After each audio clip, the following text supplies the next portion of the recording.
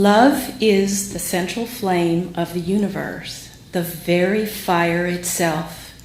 It is written that God is love and that we are his expressed likeness. And today, as we get real, we're going to recognize everything as love. So today we're going to explore in very concrete terms how love can point our way to a life of genuine happiness and fulfillment so that the law can make that way possible. So what is love anyway? It's a great question about which poets and philosophers of the ages have pontificated on.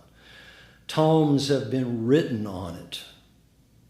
As we know, in Nashville, innumerable songs have been dedicated to love. So we'll look at love from two perspectives. First, to lay the groundwork, we'll look at love from the macrocosm or the big picture. And then we'll look at love at the level of microcosm or the individual experience of love. Love is the self-givingness of the Spirit. It's the desire of life to express life in terms of creation.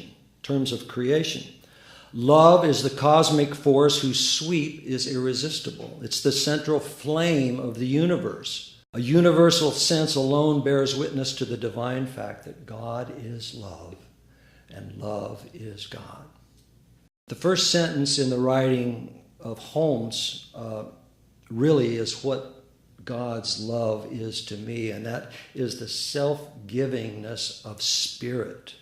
And implied here, though not directly stated, is that this self-givingness of the Spirit has absolutely no strings attached to it.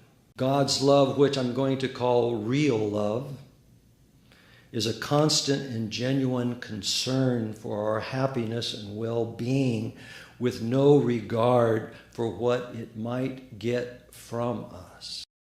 I think we might be able to intellectually grasp these ideas, right?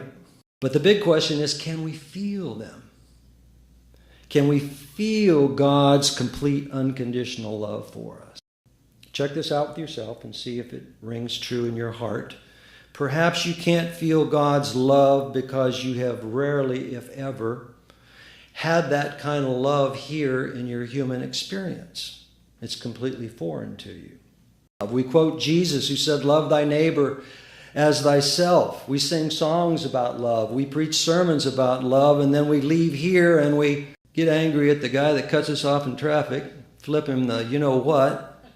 We get irritated with our children, and we get resentful at our spouse for not being sensitive.